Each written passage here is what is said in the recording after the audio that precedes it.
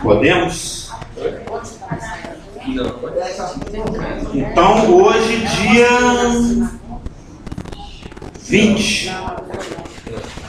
20 de abril de 2014. Jesus já está quase voltando, hein? E nós vamos começar a nossa escola dominical e gostaria de orar com os irmãos. Paizinho, em nome de Jesus, muito obrigado por que o Senhor nos trouxe aqui. Muito obrigado pela tua presença, muito obrigado pelo teu amor, pela tua fidelidade. Muito obrigado pela oportunidade de desfrutarmos e abrirmos e estudarmos a tua palavra, meditar os teus pensamentos, pensar contigo, aprender de ti, que a tua palavra seja luz para os nossos caminhos, nesse dia, nessa semana, nos dê sabedoria para tomar decisões e para sabermos o que fazer de forma que te agrada, para que sejamos úteis, para que o Senhor possa ser glorificado. Te rogamos a tua unção, porque sem ti nada podemos fazer, e em nome de Jesus oramos. Amém. Nós estamos estudando a lei e a graça. A lei caducou. O véu foi rasgado. Como diz, eu não lembro, teve uma vez um norte-americano que nos visitou lá na antiga comunidade. Ele falava assim, Moses dead. Alguém lembra disso? Você lembra disso? Ele falava assim, Moses dead. Moisés está morto, né? Ou seja, a lei já era. Assim, usando a linguagem coloquial do nosso país, já era, acabou. E isso não quer dizer que Deus vai ficar sem adoração. Isso não quer dizer que Deus não tem um povo. Nós sabemos que Israel não foi rejeitado, mas Israel está de molho. Israel tem muitas promessas feitas desde a época do primeiro patriarca, que foi Abraão. Bom dia. Achei que o pastor tinha desviado. Ai. E aí, Dom Jojó? Esse aqui é o Jojó, é aquele ali. Eu fiquei sabendo. Antecipar a chegada. E existem muitas promessas da parte de Deus que estão pendentes para com Israel. E o momento de Israel vai chegar. Mas, até que esse momento não chegue, ele tem trabalhado conosco. Já há quase 2 milênios, Deus tem trabalhado com a igreja, que é formada por pessoas chamadas tanto de Israel como de todas as nações do mundo. Ide por todo o mundo e pregar o evangelho a toda criatura. E da mesma forma que a lei de Moisés, que foi dada ao povo de Israel, aquele povo que ele tirou do Egito, e que está sendo comemorada aí na última semana, né? Desse sábado passado, eles estão comemorando a Páscoa e a festa dos ázimos, se encerrou ontem, de ontem para hoje. E eles tinham uma lei, e essa lei era composta dos princípios morais, dos princípios civis e dos princípios cerimoniais, sendo que os princípios cerimoniais, eles diziam respeito às cerimônias, às festas, às liturgias, a forma como Israel se relacionava, entre aspas, religiosamente com Deus, a forma de Israel prestar o culto. E dos 613 mitzvot, os 613 mandamentos, uma parte deles trata exatamente das questões cerimoniais. O que o sacerdote tinha que fazer, o que o sumo sacerdote tinha que fazer, como que ele tinha que fazer, quando que ele tinha que fazer, onde que ele tinha que fazer, o que ele iria usar, isso que ele iria usar, de que forma que seria fabricado, quais eram os tipos de sacrifício que eram aceitáveis. Você não podia chegar lá no altar e sacrificar uma porca, sacrificar um animal que te desse na cabeça, porque Deus havia ensinado que sem derramamento de sangue não há remissão de pecado, mas também não é qualquer sangue. Aí ele prescreveu bodes, cordeiros, cabras, pombinhos, rolas.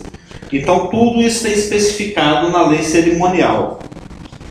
E como essas leis, as civis, as morais, as cerimoniais, dizem respeito a Israel, mesmo assim, no que diz respeito à igreja, elas eram como sombra, como uma parábola, como uma antecipação, como algo que aponta para um outro algo maior que estava por vir.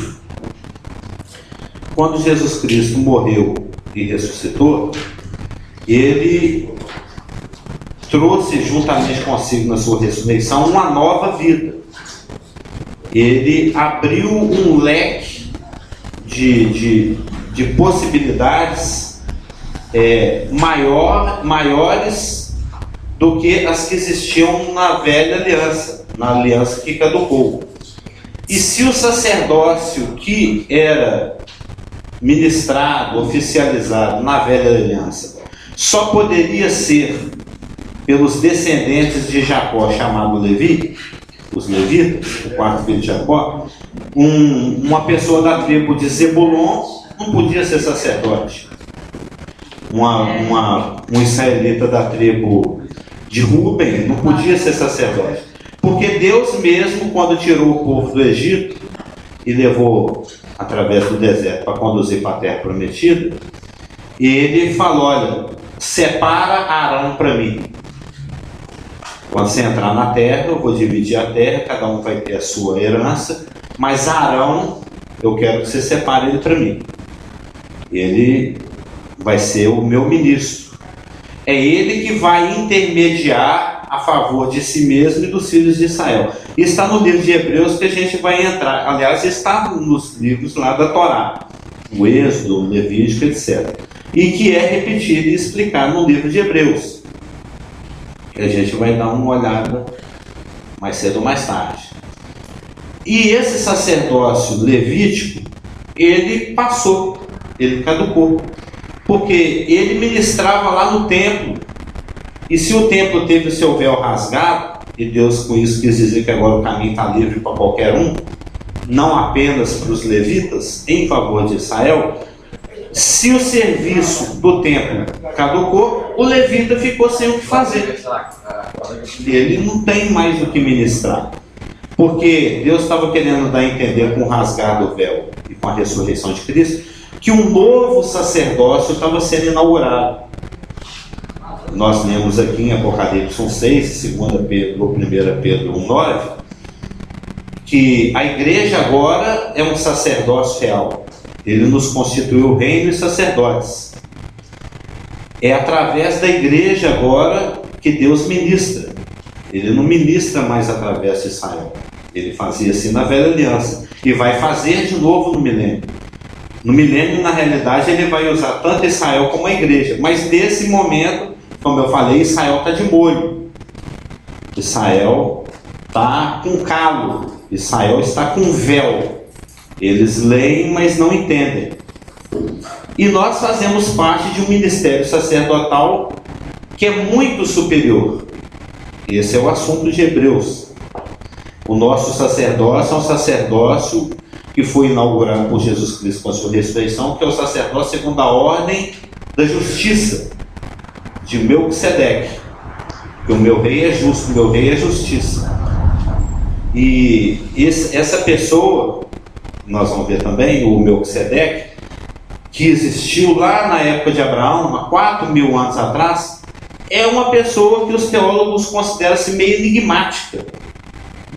É uma pessoa que aparece assim do nada, tem uma ação ali com Abraão, abençoa Abraão e some e nunca mais aparece.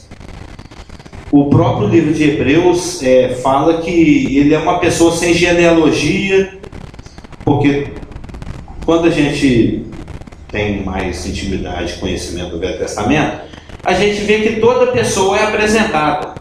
Rei fulano, a mãe dele era Beltrana, filho do rei tal. né? Sempre que apresenta alguém nas escrituras, tem Zé, filho do José, João, filho do Mané, já notou? Filho de Zé Labatiel, está lá em Esa, todos. O Melquisedeque chega, aparece, faz e sonha. Agora que ele é rei de Salém. Oi? Agora que ele é rei de Salém. E que alguns entendem que fosse a antiga cidade de Jebus, né? Que depois seria conquistada por Davi e seria Jerusalém. Alguns, aí os teólogos especulam à vontade, que quando tem uma coisa assim, que é só uma informaçãozinha, aí o pessoal gosta de... Mas o Caim casou com o quê? A cobra arrastava, voava, aí o pessoal fica doidão. Gosta de especular. Alguns supõem que seja Sem, né, o antigo patriarca que era vivo ainda na época de Abraão. Aí vai, outros creem que é Cristo encarnado, e tem várias suposições. Mas a única coisa que a gente pode afirmar, o que está de acordo com Gênesis e de acordo com Hebreus, é que ele era um tipo de Cristo. Cristo, por ser Deus, ele é pré-existente. Ele, como homem, ele é filho de Maria, filho legal de José, filho de Davi, filho de Abraão e etc. Mas como Deus pré-existente, ele não tem origem, ele não tem começo, ele é Deus. E Melquisedeque, esse personagem que Deus permite que ele seja misterioso dessa forma, exatamente para tipificar Cristo nesse seu aspecto eterno, nesse seu aspecto sem genealogia, nesse seu aspecto sem começo e sem fim. Porque o sacerdócio que Cristo inaugura com a sua ressurreição é um sacerdócio eterno.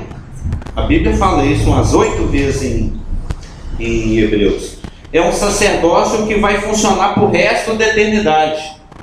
A igreja, por participar desse sacerdócio, nós somos incluídos nele, e ele substitui o sacerdócio de Arão e de Levi, é um sacerdócio que vai continuar sendo ministrado por toda a eternidade, lá da Nova Jerusalém, a todos os povos que vão viver dentro da eternidade. E esse sacerdócio, do qual nós fazemos parte, e do qual Cristo é o sumo sacerdote, é um sacerdócio muito efetivo, muito eficaz. Jesus Cristo, ele recebeu toda a autoridade no céu e na terra, e ele nos delegou. Então o crente, o nascido de novo da presença e dispensação, ele tem muito poder e não sabe. O crente da atual dispensação, o crente da igreja, o nascido de novo, ele é um espírito com Deus. Nós somos unidos a Deus, nós somos tão íntimos de Jesus Cristo assim como uma esposa é do seu marido. Isso é assunto de Efésios.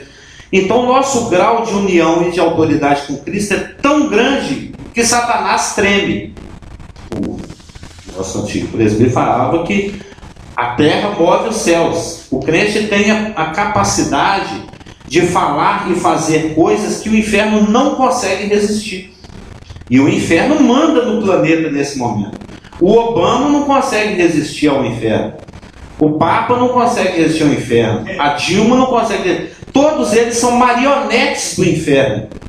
São manipulados por Satanás. A igreja não. A igreja foi liberta, o pastor falou isso 300 vezes, que foi comprada para nunca mais ser devolvida. Não tem Procon pro nascido de novo. Ela está estragada, que eu vou devolver ela para o capeta. Entendeu? Não existe isso. Nós somos comprados.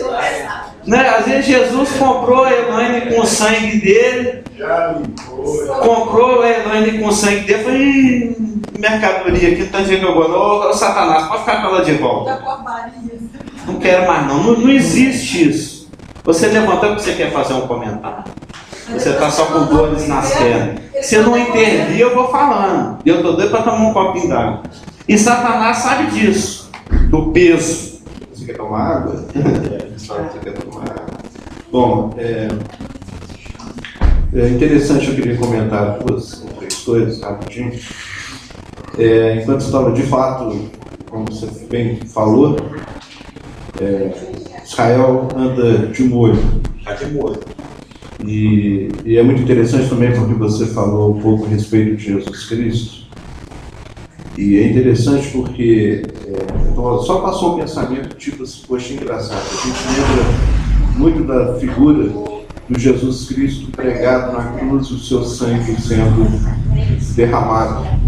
Mas na realidade a gente percebe nas Escrituras que isso tudo foi um processo. A gente tem hoje aí filmes que falam a respeito da vida de Jesus Cristo, principalmente a parte onde ele é cuspido, apanha, é chicoteado, aquelas bolinhas na ponta do chicote, como era a tradição. E, de fato, eu fiquei pensando, poxa, engraçado. Então, na realidade, a coisa começou, foi exatamente quando Jesus foi no monte orar e começou a suar, suando sangue. Então foi todo um processo, né, até chegar o derramamento de sangue, ele foi contínuo.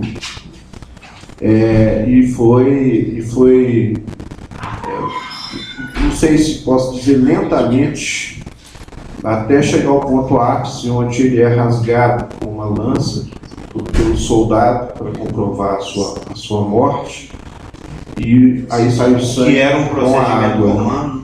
E é interessante sair do sangue com a água, que é exatamente aquela parte da oração dele, pedindo para afastar o cálice, onde ele fica a água e se torna sangue. Uma outra coisa também, rapidinho, que eu queria comentar, é que, de fato, eu tenho aprendido nos últimos dias a ter uma visão um pouco diferente no que se refere ao povo judeu. E de fato, eles estão de molho. Porque de molho, né?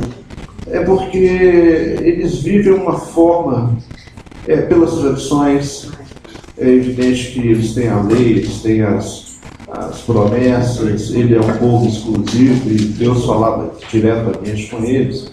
Mas do que eu tenho aprendido, em momento nenhum, pelo menos nas coisas que eu tenho lido, o povo de Israel, principalmente na época do deserto, indo para possuir a terra prometida, em momento nenhum. E de fato é muito estranho, e a gente sabe hoje que é exatamente, talvez, penso eu, que eles não tinham o Espírito Santo com eles ali o tempo todo. Moisés, Abraão, eles tinham aquele Espírito que era dado naquele momento, e ele apaziguava o povo na medida que a coisa ia complicando, ou não tinha água, ou não tinha alimento. Então é muito interessante a gente saber, procurar entender qual que é realmente o pensamento que o judeu tem hoje, porque isso justifica o pensamento que o judeu tem hoje, é justificado pelo seu passado, pela sua base. E a gente que está fora, às vezes, tem uma visão, talvez, meio assim, assada, e não é muito, assim, aquela coisa mais correta. Mas tudo bem, eu não vou entrar nesse lance. Mas eu queria falar, né, essa coisa de Jesus Cristo é realmente interessante através do sangue. Eu queria deixar o comentário. Mas Israel, eles viviam uma sombra daquilo, só pegando o que você falou, daquilo que nós vivemos hoje. Israel tinha visitações do Espírito, dentro das circunstâncias que eram necessárias, mas hoje nós temos o Espírito full-timecamente conosco, para qualquer coisa, para o que der e vier, inclusive para conferência de poder, para conferir poder nas nossas ações, à medida que a gente vai vivendo. E Mateus 16:18 fala que o inferno não resiste às ações da igreja. E ele sabe disso. E ele, não tendo como resistir às ações da igreja, ele trabalha com blefe. Ele trabalha com a mentira. Ele trabalha com a projeção de algo que parece verdade. E, tendo em vista que nós participamos de um ministério que é tão alto, que é tão excelente, do qual Jesus Cristo é o sumo sacerdote, e sacerdote segundo a ordem de Melquisedeque, ele projeta na nossa mente que o nosso sacerdócio é sem valor, que a coisa não é tão assim.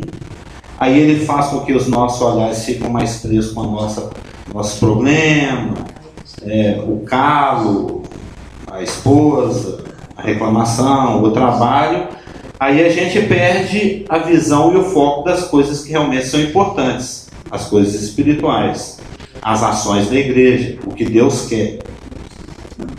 Há um grande mal-entendido nessa parte o inferno não prevalecerá sobre a igreja. Né? Inclusive, Mateus 16, 18. Isso, inclusive em nosso país, que é muito pentecostal, e o pessoal faz disso uma religião dentro da igreja evangélica. Né? Tentam dar tanta ênfase sobre resistir ao diabo e na gritaria, no pulo, e perde o foco da obra consumada. Perde o foco do que realmente é de o maior valor que teve, que Jesus fez na cruz do Calvário. E sendo Jesus o rei justo, como você citou, segundo a ordem de Melquisedeque, nós, por causa da obra de Cristo, imputada em nós tornamos a justiça de Deus satisfeita, e nós somos justos por causa da justiça de Deus, nós podemos resistir na fé o inimigo. Sim. E não é gritando, não é pulando, mas é na fé. A fé alimentada com a palavra de Deus. Né? Como já dizia o pastor Stevens, né? O que alimenta a nossa fé, alimenta o nosso coração é a fé, o que alimenta a fé é a palavra de Deus. Sim. E a palavra de Deus, ela gera convicções em nossos corações. E quando vem as setas do inimigo, nós podemos simplesmente anular essas setas, não tentando pela força ou pela violência, mas sim pela palavra de Deus imputada em nossos corações. Aí o que acontece? Nós criamos em nossa mente uma cerca com a palavra de Deus que impede esses dardos de chegar. Sim. Então é só porque há um grande mal-entendido no Brasil e no mundo pentecostal sobre, né, o inferno não prevalecerá sobre a igreja. Né? Então, na verdade, nós somos a igreja de Cristo. Né? E nós resistimos o inimigo na fé alimentada com a palavra de Deus. Eu estava até comentando isso aqui na semana passada, que nós estamos mergulhados numa cultura em que ter poder é ficar verde e dar um soco no chão e tremer tudo. Ter poder é sair voando. Ter poder é ter uma armadura de ferro, é ter um martelo. Ter poder é jogar um raio. Mas isso não é ter poder. Isso é o conceito que Satanás, através de Hollywood, através do mundo, tenta educar o mundo, inclusive a igreja, e principalmente a igreja. O pastor estava citando que a nossa fé tem que ser alimentada pela palavra de Deus. E a palavra de Deus para a igreja nos instrui a viver com coisas simples, que Satanás quer que nós creiamos que são coisas pífias, triviais, sem valor, que na realidade é uma perda de tempo. Mas o que a Bíblia, o Novo Testamento, ensina para a igreja? Maridos, vivei a vida comum do lar.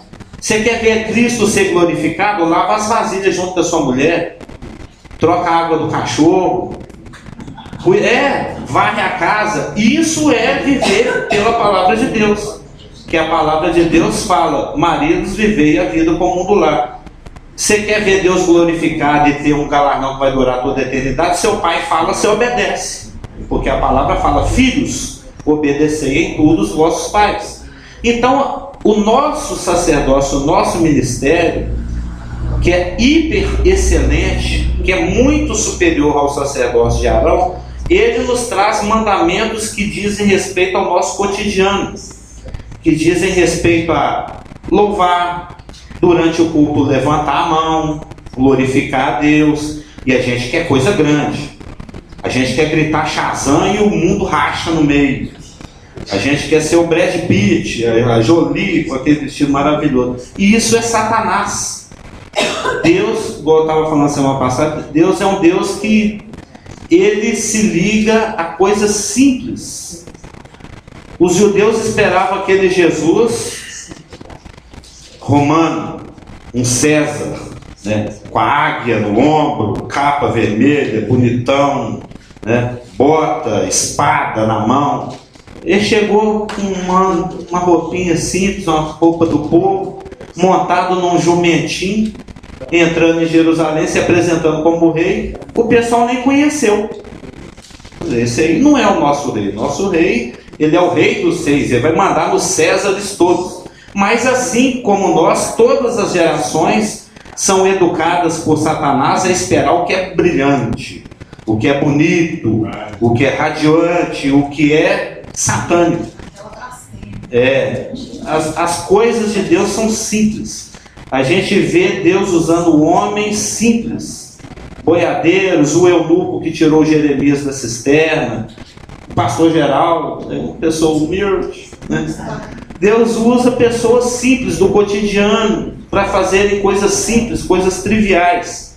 Ele não está querendo aquela coisa brilhante, bonita, linda. Às vezes ele usa. Mas a palavra fala, ô irmãos, olha aí ao redor de vocês, não foram muitos os do nobre nascimento que Deus chamou, não.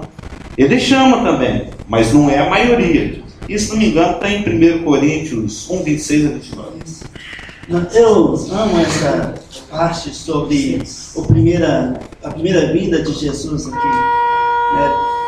Pelo fato de que, como você falou, os judeus esperavam um Messias glorioso. Ele tinha sido educado por Satanás assim, né? Que viesse para libertar o povo hebreu das garras de Roma. E eu amo esses versículos de Romanos capítulo 11, que fala, ó profundidade da riqueza, como da sabedoria, como do conhecimento de Deus. Quão insondáveis são os seus juízos, e quão inescrutáveis os seus caminhos. Quem, pois, conheceu a mente do Senhor? Ou quem foi o seu conselheiro? Ou quem primeiro deu a ele para que ele seja restituído? Porque dele, e por meio dele, e para ele são todas as coisas. A ele, pois, a glória eternamente. Amém. Então, a parte que é, quão insondáveis são os seus juízos, e quão inescrutáveis são os seus caminhos. Os judeus esperavam o Messias, o Ramachia, vindo Davi com o seu cetro de poder, e veio o Cordeiro. Igual ele virar na sua segunda. E veio o Cordeiro de Deus, que veio com um propósito eterno de morrer na cruz, de ser humilhado, de ser coroado com a coroa de espinhos, suas mãos transpassadas, pregado na cruz da madeira, do madeiro, tornando maldição em nosso lugar, consumando uma obra eterna. E é fantástico, porque Israel, Deus, ele não está com os olhos fechados com relação a Israel. Mesmo no tempo da igreja, Deus está trabalhando com Israel. E no momento do arrebatamento da igreja, Deus volta a tratar diretamente com Israel. Tira do molho. Essa semana eu estava pensando grande no Shema de Deuteronômio 6:4. Ouve Israel, o Senhor nosso Deus é único. É único. Imagina os judeus, quando eles caírem a ficha de que eles crucificaram o seu Messias.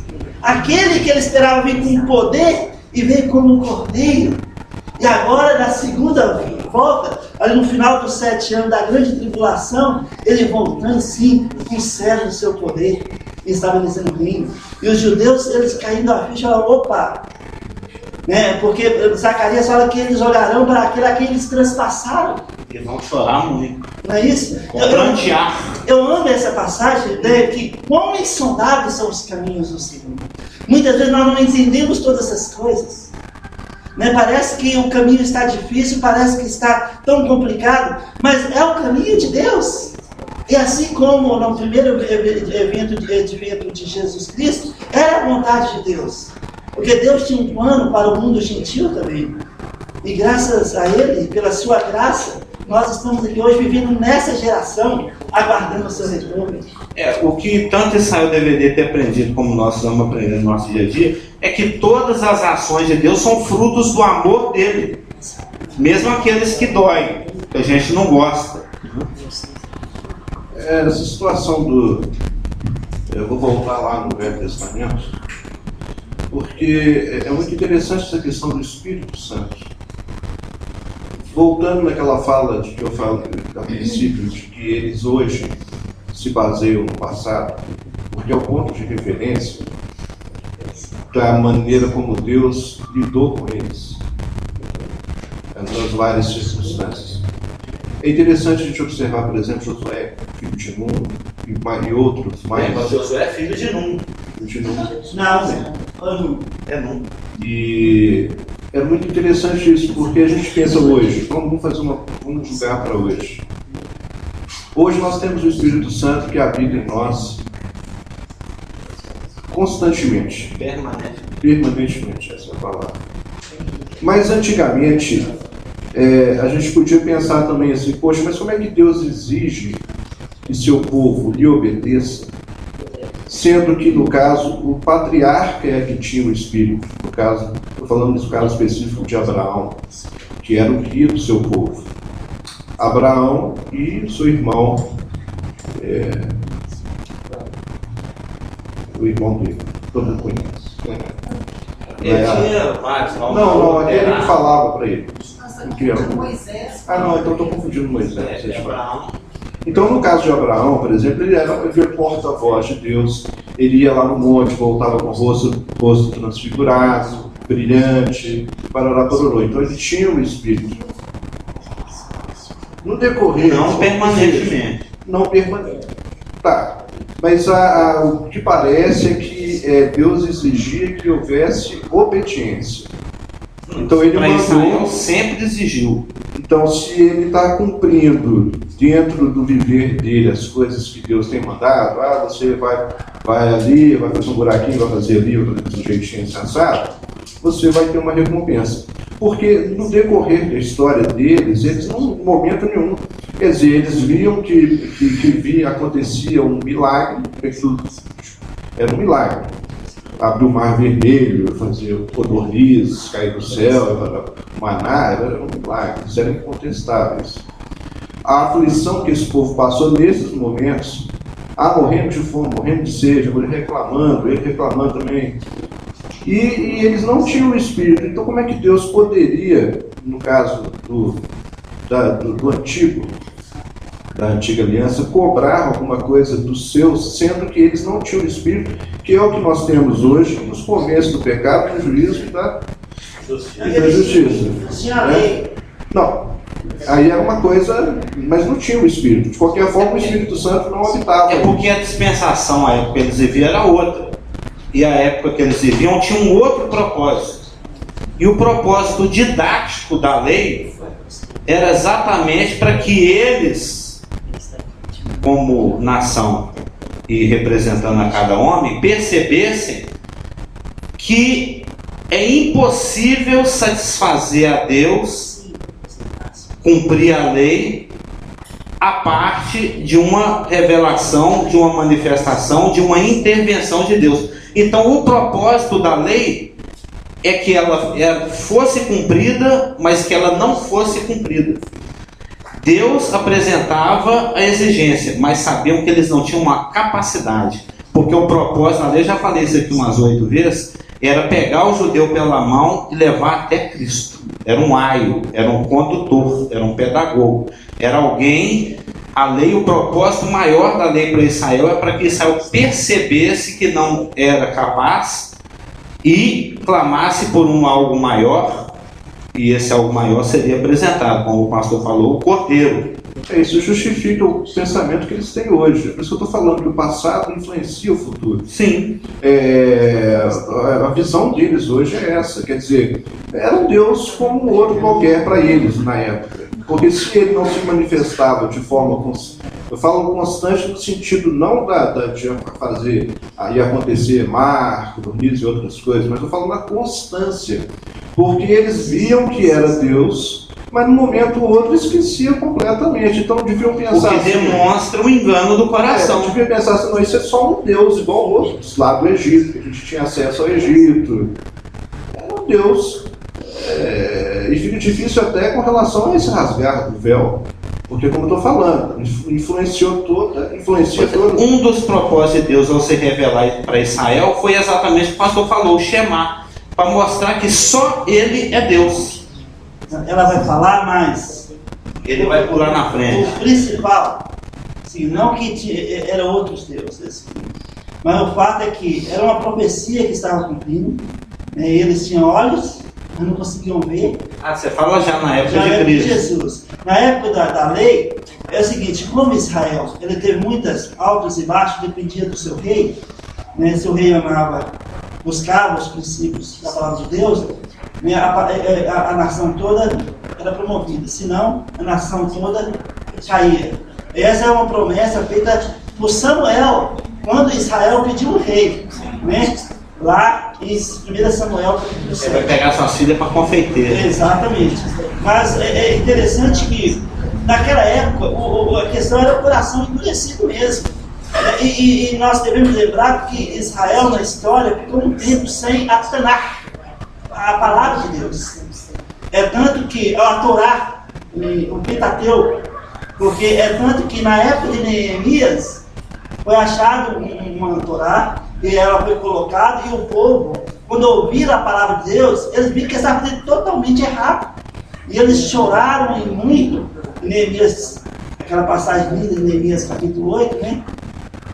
Olha, pelo contrário, vai comer muita gordura e tudo, porque a alegria do Senhor é a nossa força.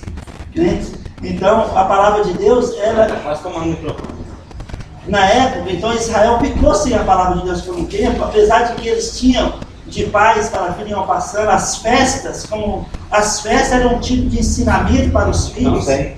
Né? Mas muitas vezes o coração do povo estava endurecido pelo fato do rei que estava reinando. Tinha rei que era terrível, né? Tinha rei que sacrificou até seu próprio filho, e depois a graça de Deus é tão grande, tão preciosa, que ele no final ele se arrependeu e achou graça e misericórdia. Manassés. Né?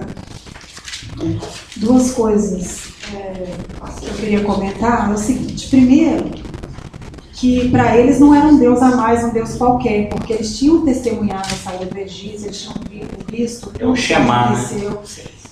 Eles tinham visto a água sair da rocha, eles tinham visto o maná cair do céu, então eles sabiam que era o Deus poderoso, o Deus de Israel. Então não era um Deus qualquer. E com relação ao cumprimento da lei, hoje nós temos uma lei civil, uma lei penal, um código, e as pessoas obedecem e seguem porque é uma lei posta. E naquela época a lei era posta para os judeus.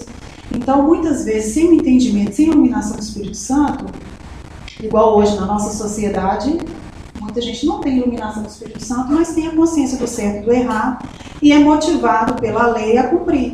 Então era essa mesma forma que Deus trabalhava no coração do judeu até o momento que ele fosse conhecer Jesus Cristo. Então essa era, porque a lei ela era extremamente pedagógica, única e exclusiva, igual a de hoje, para civil. Mas existe uma promessa em Joel de que Deus vai derramar o Espírito sobre toda a carne, inclusive sobre Israel. Aí ninguém vai precisar ensinar ninguém. Isso vai ser um dos nossos assuntos lá no estudo do milênio. Por quê? Porque cada um dos israelitas que vai participar do milênio, ele vai ter o Espírito, e esse Espírito vai capacitá-lo a viver de acordo com a vontade de Deus, ou seja, a lei. Mas o objetivo didático da lei, só acabando de explicar, era exatamente que eles não conseguissem cumprir a lei, para sentir o desespero de Paulo lá em Romanos 7. Que miserável homem que sou, quem me livra dessa situação? Então por que Deus ia dar o Espírito e capacitá-los a viver por uma lei que Deus queria que eles percebessem que eles não eram capazes de viver? Por isso que naquela época, assim como naquela época de Moisés, não era como vai ser na época do Messias no milênio. Na época do Messias no milênio, todos os judeus terão o Espírito. Na época de Moisés, não. Porque o propósito didático da lei era que o homem se desesperasse, percebesse, não consigo cumprir isso. O Aulitz até falou uma vez antes da conversão dele, que antes da... Você lembra disso, Rafa, no livro Libertos para Viver? Ele fala assim, eu transgredi tudo que tem nesse livro aqui, porque tinha uma época que ele resolveu ler Bíblia, ele era um marujo, falou, o que foi ótimo, né? Ele percebeu, eu já transgredi tudo que está escrito aqui. Maravilhoso isso, que agora o Espírito Santo já conseguiu te dar a convicção de pecado, agora eu vou te levar para a justiça. É isso que o judeu tinha que ter aprendido. Ter o desespero do pecado para correr para a justiça.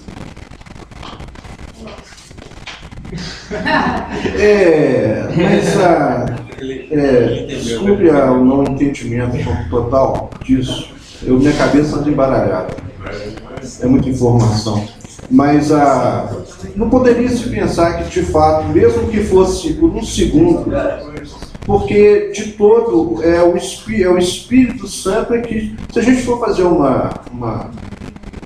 apanhado das coisas que você só pode fazer pelo Espírito, o simples fato de estar vivo. Sem o Espírito você não amassa seu cadastro. Exatamente. A palavra fala que sem mim nada podeis fazer. Você não tem o fôlego de vida. Será que seria possível pensar que, no caso que a Elaine falou, do cumprimento, poderia-se pensar talvez que fosse um segundo do Espírito Santo? Que seja. Porque tiveram ourives e pessoas e tecelões que tiveram Espírito por muitos meses. Porque eles estavam capacitados a fazer o tabernáculo. Não, falo para justificar a colocação que ela fez a respeito de você viver numa forma que era antes, você tem umas regras para seguir como ser humano normal, e depois a questão do novo nascimento.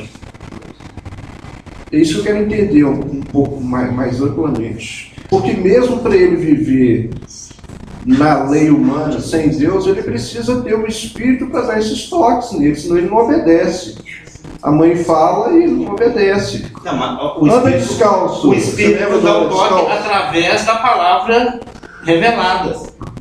É dessa forma que o Espírito Santo falava com eles e é dessa forma que o Espírito Santo fala com nós. Isso não muda em dispensação nenhuma. Deus, o Espírito só se manifesta pelo que está revelado. Ele ilumina o que está revelado.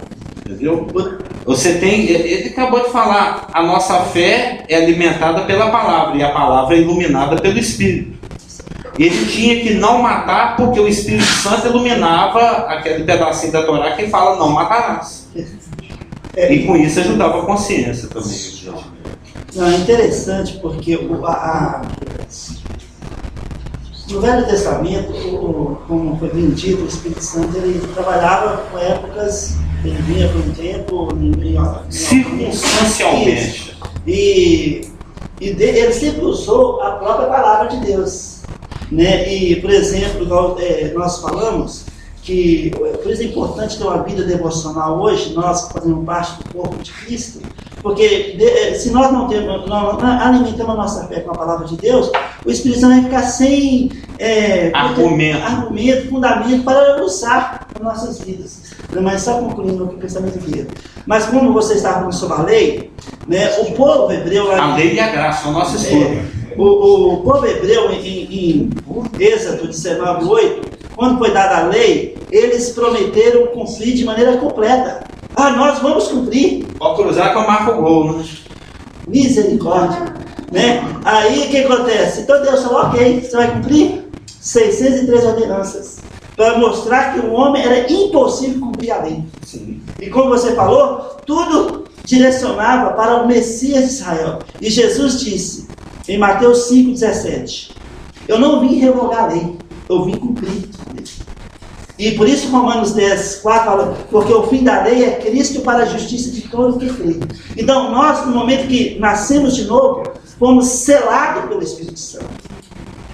Somos selados pelo Espírito Santo. Dentre outras coisas, né? Então, selado, batizado, habitado. Maior que está em nós do que está no mundo. Com certeza. E quando nós alimentamos a palavra de Deus, através do devocional, através da pregação da palavra de Deus na igreja, o Espírito Santo ele começa a trabalhar de dentro para fora, trazendo convicções sólidas, para que possamos resistir o inimigo e o dia mal. E isso é interessante para nós, pelo fato de que nós não estamos debaixo da lei, mas estamos debaixo da graça. E é algo fabuloso, porque se estamos debaixo da graça, devemos pecar? Mas, Paulo diz em Romanos capítulo 6, 14, de modo nenhum, de modo nenhum, de modo nenhum. A graça de Deus, ela nos dá ânimo para dar mais um próximo passo pela fé. Nós não merecemos, nós não precisamos fazer por onde, mas isso não dá uma liberdade de eu pecar. Romanos capítulo 6. Então eu posso desfrutar. Isso é sobrenatural. Amados, você e eu hoje podemos viver uma vida como se nunca tivéssemos errado. Isso é a graça de Deus. É sobrenatural e é de Deus. Sim. Nós não merecemos. Então a lei e a graça, ela tem uma grande abismo entre elas, porém uma supre a outra. Jesus, ele cumpriu a lei de maneira completa. E agora nós podemos desfrutar da obra que Cristo fez e cumprimos a lei amando o nosso próximo, não como a nós mesmos. Jesus disse: outro mandamento vos dou, que amei uns aos outros como eu vos amei, até o fim. Indo na cruz do Calvário por nós. Isso é fantástico. Você tem que levar prego na mão pelo irmão chato que você não gosta.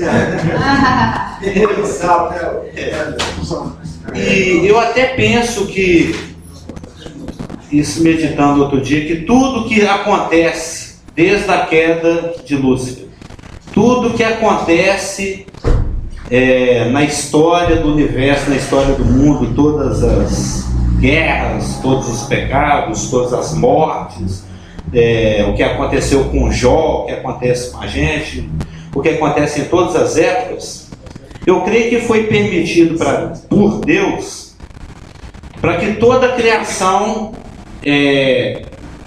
pudesse saber quem Ele realmente é. Porque Deus é um Deus que se revela. Ele tem uma palavra que eu li outro dia que eu achei linda, né? Ele é incognoscível. Ou seja, ninguém consegue saber dele por si mesmo. A gnose, incognoscível. Ou seja, você com seu raciocínio, você não chega de Deus. Ele tem que se revelar. Ele tem que se revelar. E Efésios fala que Deus nos tirou da morte e lavou os nossos pecados e nos deu vida nele, para que nos séculos que vierem, por toda a eternidade, como você gosta de orar, né? Pelos séculos do século, por todas as épocas que virão uma após a outra, possa ser demonstrada a sua graça, né? A sua suprema bondade para conosco em Cristo Jesus. Não, mas esse cara está aqui, Deus. Ou seja, a graça de Deus só era possível de ser conhecida se tivesse uma oportunidade, uma circunstância para ela ser apresentada. E essa oportunidade, essa circunstância, é a nossa insuficiência, a nossa incapacidade, é o nosso pecado.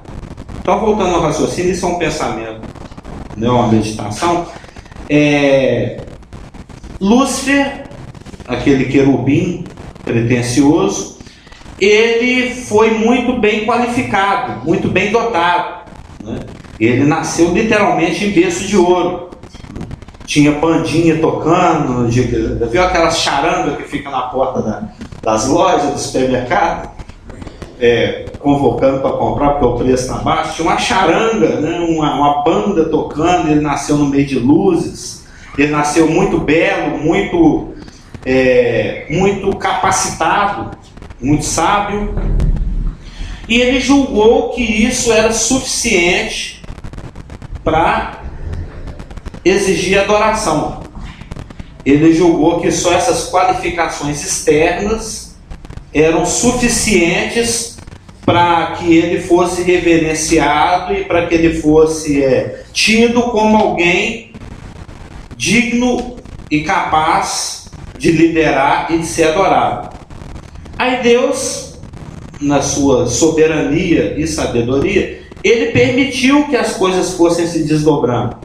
Ele permitiu que as coisas fossem acontecendo para que houvesse a oportunidade dele revelar que a coisa não é bem assim não.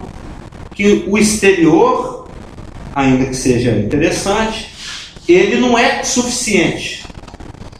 Deus, a gente sabe pela palavra que ele é magnificente, que ele quando ele se revela para Ezequiel, para Isaías, para Daniel, eles caem no chão, por causa da magnificência de Deus. Esse inclusive vai ser um dos nossos estudos. Depois da alegria é a glória. Já estou preparando o estudo, é a glória. A glória de Deus, né? A Bíblia fala sobre ela também, é algo realmente impactante, surpreendente. Ele também tem isso. Mas o que ele quer ensinar para os anjos, e ele também de tabela, né, para Lúcifer, que se tornou Satanás, e para cada nascer de novo, e para cada pessoa de qualquer dispensação, desde a época de Adão até lá no final do milênio, passando pela nossa e pela antiga, que é a lei, é que a coisa não é só o exterior, não é só a doxa, o brilho, não é só aquilo que se evidencia que realmente tem valor.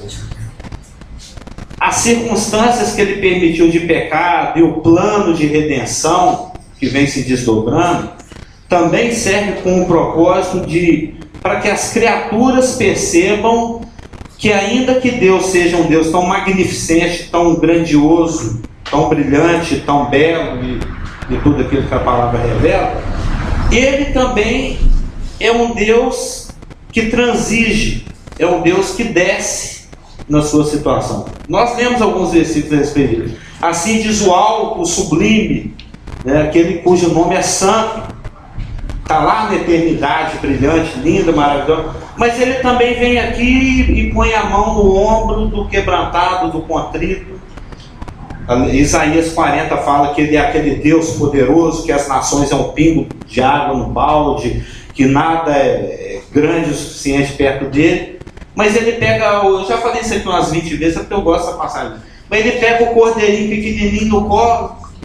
Ei, meu cordeirinho, como é que você está, seu João? Tá? Ele curte o que é humilde, ele gosta, ele tem satisfação, ele se identifica com aquilo que é simples, aquilo que é trivial, aquilo que é cotidiano, aquilo que é humilde. A palavra fala tanto a respeito disso, que ele resiste ao soberbo, que ele abate a montanha grande, a árvore gigante, aquilo que se acha. E essa é a nossa vocação. É isso que Deus quer de cada um de nós, essa identificação. Que a gente pare de ser fascinado com as coisas de Satanás, deixe de querer isso, porque isso não conseguiu encher o coração de Lúcifer. Ele tinha tudo e um dia não vai ter absolutamente nada. Tanto é que quando ele se manifestou como aquele reizinho humilde, montado num jumentinho, podia ter vindo num cavalo branco, bonito, né? Do jeito que a gente vê no filme, bate palma e acha lindo, né? Mas ele veio ali naquela, né, mulinha pocotó, aquele jumentinho, um animal de classes pobres, né? Das classes inferiores lá de Israel, porque ele se identifica com isso. Tem até um versículo, eu estou tentando lembrar aqui onde ele está, que Deus não escolheu, Tiago 2,5, ouvi, meus amados irmãos, não escolheu Deus os que para o mundo são pobres, para serem ricos em fé e herdeiros do reino que ele prometeu aos que o amam? Ou seja, Deus escolhe o que é pobre, Deus escolhe o que é pequeno, Deus escolhe o que é humilde, Deus escolhe o que é pífio. E a gente deveria estar contente com essa circunstância e com essa situação, porque é isso que Ele quer para a nossa vida, e é isso que caracteriza o nosso sacerdócio, do qual Ele é o sumo sacerdote e que nós falaremos mais semana que vem. O pastor não está aqui para apontar por ela não, mas já deu tempo. Podemos orar? Paizinho amado, querido, muito obrigado pela Tua palavra, que é a verdade, que nos ilumina, que nos educa, que nos qualifica, que nos habilita, e que ela seja a nossa salvação nas circunstâncias que vamos enfrentar nesse dia, nessa semana, e que o Senhor nos dê a graça de termos ela iluminada nos nossos corações e a reverência e o temor de querer obedecê-la. E porque sentir nós não podemos fazer, que oramos em nome de Jesus.